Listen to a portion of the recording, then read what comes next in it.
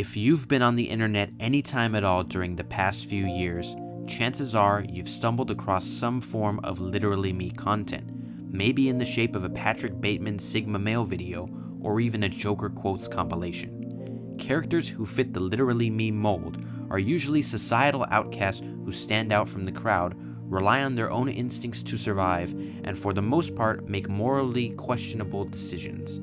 Some notable examples of these in American film are Travis Bickle from Taxi Driver, the Joker from The Dark Knight, and Tyler Durden from Fight Club. Audiences now ironically resonate with these characters, sometimes unironically, though hopefully not with Patrick Bateman, but there's certainly a collective level of glorification that these characters receive. The meme has become so developed now that there is an entire section dedicated to the girl boss counterpart characters within the trope. For the sake of staying on track, we'll be focusing on the Sigma males today. Ryan Gosling is the undisputed king of the modern Literally Me role, portraying many of these in actually great films and roles like Luke Glanton from The Place Beyond the Pines and Officer K from Blade Runner 2049. However, no character has had quite the impact as his portrayal of the driver from Drive. He is the epitome of the archetype, with his actions straying into the waters of violence in order to uphold what he believes to be in the name of goodness. Donning a scorpion jacket and a toothpick in his mouth, he is the stoic-faced poster boy. Nicholas Winding Refn's film is one of the most popular and acclaimed films of the decade, containing the creation of the very character I just mentioned. But what about its predecessor? Is the driver not the first driver? The original king of Literally Me's actually came 33 years before the release of Drive, and you guessed it, from a film titled The Driver. There will be spoilers for both of these films I'm about to discuss, so if you haven't watched them yet, please proceed with caution. Director Walter Hill has made many iconic films throughout his career, with my favorites of his being The Warriors and Streets of Fire. His characters are often straight-laced and work to fulfill a singular goal. His film The Driver features the best embodiment of this, in the form of Ryan O'Neal, who stars as the driver. The driver is also unnamed, like Ryan Gosling's character, so I'll make sure to differentiate between the two. The strength of this film lies within its balance between mysteriousness and directness, both points that rely on O'Neal's powerhouse performance. The driver is a getaway driver who aids criminals in their robberies and is clearly a master of his craft. We know almost nothing about his background, how he perfected his driving, or why he chooses to use his talent with this intent specifically. His services come at a cost, a price that is synonymous with his skill. He is pursued by the detective, played by Bruce Dern, a cop who is willing to do anything to break the driver. After encountering a woman known as the Player, played by Isabella Jonny, she becomes intertwined in the affair. From the very first frame, it is evident that the driver exudes confidence. His demeanor is clean, his steps are precise, and he observes his surroundings. He is a man of few words, ultimately letting his actions speak for themselves. Calm and composed in any situation, wanting and needing to him are the same things. His face parallels his unwillingness to back down in any situation, making him a formidable opponent, one with nothing to lose. Silence is of the utmost importance to the driver, and he utilizes it to subconsciously command whoever is in the room with him. Ryan O'Neal shines with his body language and distinct mannerisms, every sentence and action perfectly executed down to the last minute detail. His interactions with the detective, played by Bruce Dern, are subtly brilliant since they both know he is guilty of the crime. However, his full control over his stature emphasizes how he cannot be broken. The collateral damage that comes with his work is an unavoidable product. Simply the act of driving is what thrills him. When discussing Drive, it is clear that Refn's direction pays homage to Hill, but they are still coherently varied films.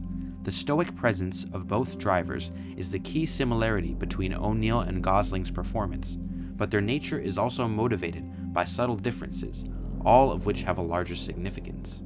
Both films are extremely similar in their tone when compared to the 1967 French film Le Samurai, with Gosling's character traits aligning with Jeff Costello, a hitman played by Alain Delon. The player's relationship to the driver is also closely aligned with the clean presentation both films contain.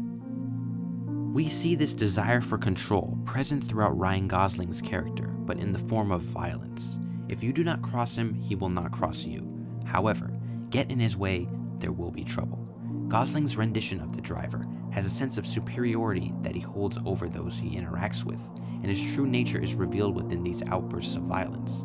The elevator scene in particular mirrors the juxtaposing internal nature he holds, addressing a key question: is violence justifiable in the name of the greater good? In the mind of a literally me character, committing acts of violence falls under the traditional masculine trait of toughness. Showing any sign of weakness would break this, fueling a never-ending cycle where violence is the catharsis for the ongoing injustice they seemingly face in their minds from simply living in society. Ryan O'Neal's driver doesn't necessarily engage in many acts of prolonged violence, but rather recklessness. My favorite scene in the film is the car park sequence in which he endangers the lives of his clients simply because they doubt his talent. Literally me characters sometimes escape their outcast status in normal society by engaging in risky acts of valor. However, this notion of valor can oftentimes become severely distorted. For example, Travis Bickle's actions at the end of Taxi Driver. The driver personally cannot handle anyone in the vicinity of him who doubts his abilities, hence why he believes the hefty price that clients pay is justifiable. And if you still doubt him, he'll show you. In this instance, he's a little less capable and likely to commit brutal acts of violence than Gosling's driver, but he is still dangerous nonetheless. Both drivers also have an attachment that ends up eventually consuming and overtaking their self-applied set of morals. For O'Neal, it is his internalized pacifism contained within his reluctance to use guns. After initially turning down the criminals due to their use of firearms, he encounters one of them named Teeth and is threatened at gunpoint. But no one can ever assert dominance against the driver, let alone turn his beliefs against him. He beats the man using his bare hands with ease, fundamentally, physically, and mentally displaying his superiority over himself and his opponent. However, this doesn't last much longer. Glasses kills Fingers, his fellow criminal, in cold blood in preparation to kill the driver and steal his money. This scene is an incredibly interesting look into the psyche of the driver. Since he must always have full control over any given circumstance, it is shockingly revealed that he carries a gun for safety as he shoots and kills Glasses.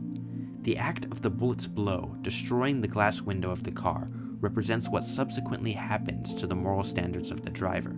They shatter. He surveys the scene, his body language still calm and collected, but he is boiling internally, and he must strive again. Following an absolutely sublime chase, the second to last sequence occurs. The driver becomes unhinged, his personality fully unmasked.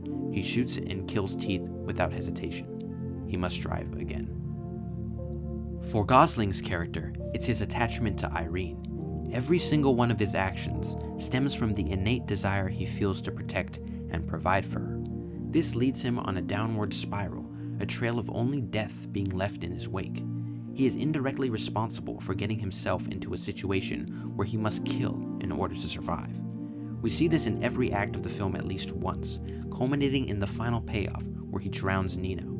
In reality, is their relationship parasitic? Would Irene have been better off without the driver in her life? The driver certainly benefited in some way from the relationship, but what did it cost? He feels genuine empathy for her and is willing to kill to protect this feeling. An interesting quality of O'Neal's character circles back to his reluctance to use a gun, an object that he cannot fully control. Each time someone fires the gun, they cannot choose the result of its consequences. When the driver enters the car, he is in complete control, becoming one with the machine. Mechanical and methodical by nature, the pressure he puts on the pedal, every time he turns the steering wheel, and every single decision he makes, results in an event that he can control.